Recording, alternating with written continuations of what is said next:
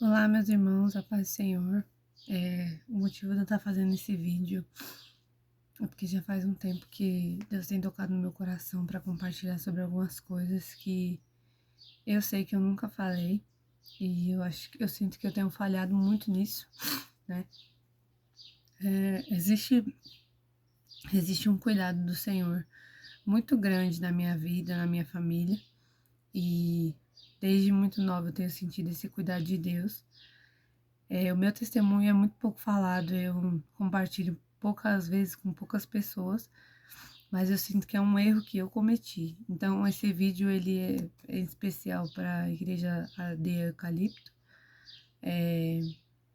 para os meus irmãos, né, que têm me recebido, me acolhido já vai fazer 7 anos, e os irmãos têm me acolhido de braços abertos e alguns não sabem muito sobre a minha vida, né?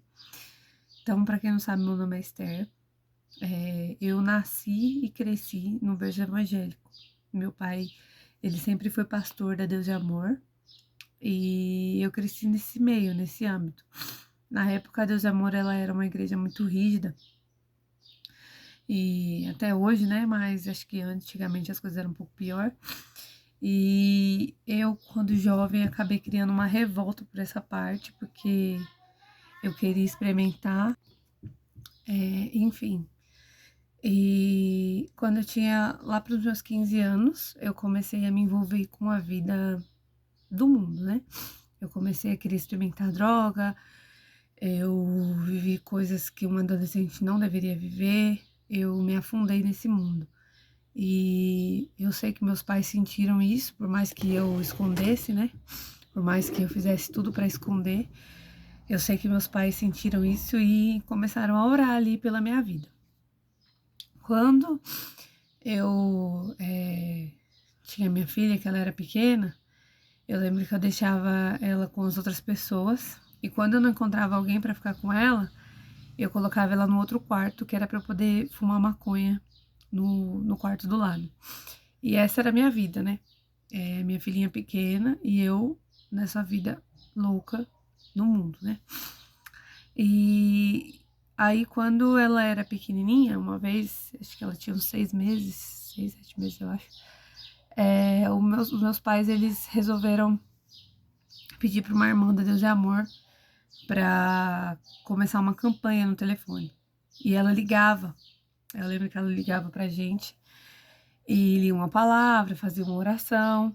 E eu lembro que ela começou a fazer isso e o nosso lar, assim, começou a ficar aquela loucura, aquela conturbação.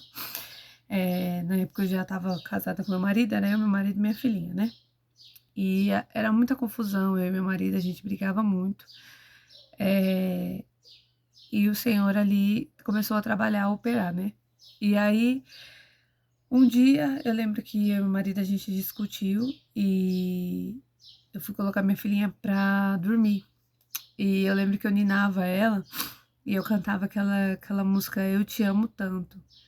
E eu lembro que cantando aquele louvor, o Senhor falou comigo profundamente, profundamente, porque eu perguntava para Deus por que Ele ainda insistia na minha vida, né? E o louvor fala, porque me resgatou, porque me trouxe aqui, porque me queres, Deus, tanto assim. E eu lembro que aquilo tocou profundamente na minha alma, tocou profundamente na minha alma. Eu lembro que eu tava colocando minha filhinha pra nanar, e eu ninando ela, e aquele louvor, as minhas lágrimas iam descendo em cima dela. Aí eu coloquei ela pra dormir e comecei ali, aquele meu coração tava já mole, né, pela presença de Deus. E eu lembro que meu marido, que a irmã ligou, era, não sei, acho que terceiro, quarto dia da campanha, eu não lembro mais. E ela ligou, eu tava de joelho ali, do jeito que eu tava, ela falou, abre a Bíblia, a gente abriu a Bíblia. Ela falou, cadê seu marido? Aí eu falei, ele tá tomando banho, né?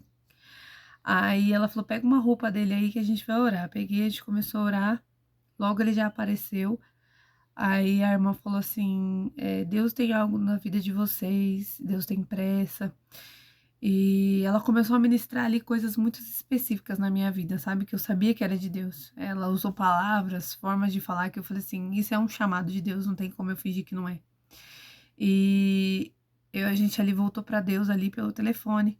E eu lembro que a hora que ela começou a orar, fazer aquela oração depois que a gente aceitou Jesus, eu comecei a sentir aquele arrepio.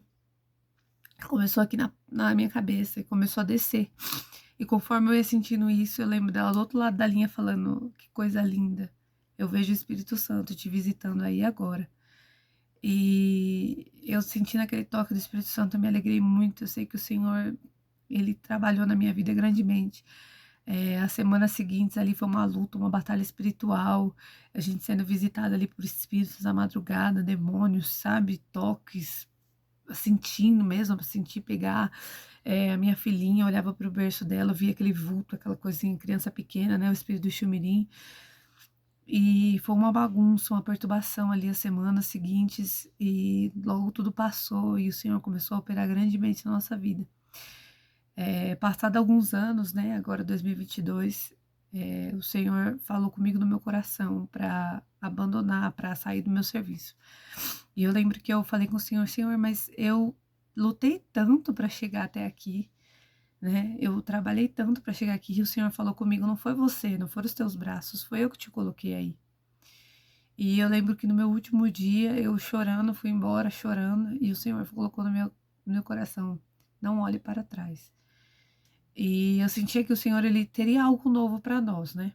E aí eu me deleitei no Senhor, fiquei alguns meses em casa, buscando incessantemente, buscava leitura bíblica, estudo bíblico, e eu orava, chorava aos pés do Senhor. Foi uma busca constante, jejum e oração. E o Senhor colocou no meu coração algo que eu jamais tive vontade, que era sair do país. O Senhor me fez lembrar de uma pessoa que estudou comigo lá no ensino médio. E eu fui pesquisar sobre a vida dele, ele estava na Austrália. E eu conversando com ele, falei: e aí, como é que é aí, né? E ele me explicou tudo bonitinho. Eu fui conversar com meu marido. Meu marido, desde que eu conheci ele, ele já tinha um desejo de sair do Brasil. Só que eu nunca tive essa vontade. Mas ali o Senhor colocou no meu coração. Foi buscando ele que Deus colocou no meu coração essa vontade. E aí eu conversando com meu marido amou a ideia. E em 2023, setembro de 2023, a gente pegou as nossas malas, eu, ele e minha filhinha, e fomos para a Austrália. Chegando ali, as coisas começaram a complicar muito. As pessoas que nos receberam se divorciaram, teve um envolvimento com drogas, bebidas, muita confusão dentro da casa. E eu chorava para o Senhor, eu falava: Senhor, me ajuda, Senhor.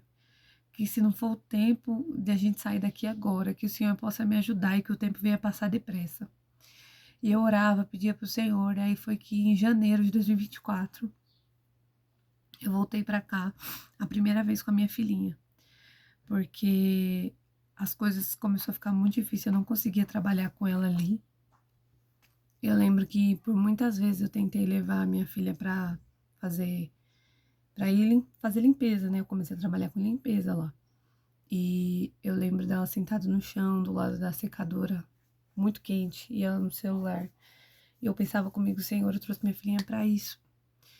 E Deus me deu um sonho dela sem camiseta, né?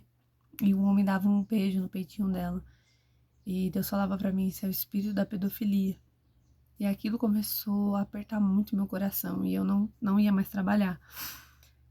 Lá na Austrália, a criança na idade dela, 4 anos, não vai todos os dias para a escola. Então eu tinha que ficar com ela. E aí as coisas começaram a dar certo. Então em janeiro eu voltei para o Brasil.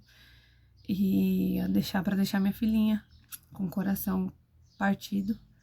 Mas a gente precisou fazer isso para poder fazer as coisas dar certo lá.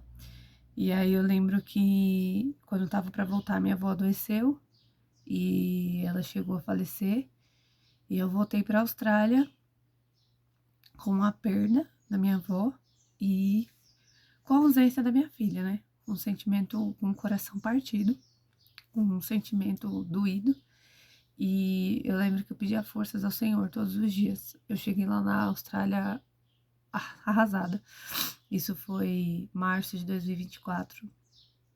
Eu não tinha forças para buscar trabalho, eu não tinha forças para fazer nada. Eu não tinha vontade, eu não tinha ânimo. E eu comecei a orar pro Senhor por ânimo, né? Eu falava, Senhor, me dá forças para cumprir a carreira a qual me foi proposta, para seguir essa estrada qual o Senhor colocou na minha vida para trilhar. E eu lembro que o Senhor foi me dando forças, e meu marido sempre trabalhando. Desde o primeiro dia que ele estava lá, ele sempre trabalhou, sempre se esforçou. Qualquer coisa que aparecesse, ele ia para frente. Ele muito focado, sabe? Eu sei que isso é uma coisa que Deus colocou na vida dele desde pequeno, então ele não ia desistir. Eu tinha falado com ele sobre voltar, sobre desistir. Falei para ele, não é vergonhoso a gente recomeçar a vida, falar que não deu certo, mas ele nunca teve esse desejo no coração dele. E eu sei que é de Deus, porque foi esse desejo dele, essa convicção dele que sempre me deu forças para continuar. E aí, o Espírito Santo começou a trabalhar na minha vida e me dar forças para levantar. Aí eu me voluntariei para o café da igreja para poder aprender como trabalhar com a máquina de café deles, que eles têm uma máquina muito grande, para aprender sobre os tipos de bebidas deles, porque existem vários tipos de café que eles tomam. E nisso eu conheci uma moça lá que perguntou se eu estava trabalhando e me colocou dentro da empresa dela, que era para cuidar de idosos. Só que esse cuidado de idosos é assim, eu trabalhava com limpeza, eu fazia comida para eles, eu levava eles para fazer compras, ou eu fazia compra para eles, os idosos que não podiam sair. E por muito tempo o Senhor foi usando a vida desses idosos para me trazer alegria, porque tinha dias que muitos deles só queriam conversar. De idosos que chegavam a limpar a casa para me receber, para a gente só sentar e conversar. E uma delas em específico foi uma senhorinha que eu me apeguei muito e ela se apegou muito a mim. E ela tinha câncer de garganta e ela estava morrendo. E nessa empresa só tinha duas regras: não podia falar sobre política nem religião. E eu já diversas vezes já tinha falado sobre Jesus para ela, porque eu me apeguei tanto a ela que eu queria a salvação da alma dela. E aí eu lembro que nos últimos dias dela, eu entrava por trás da casa dela, né? E eu orei a Deus, eu fiz uma oração. Falei, Senhor, me dá forças, me dá graças e me dá palavra para que eu possa ministrar na vida dessa moça, para ela não se perder, para a alma dela não se perder.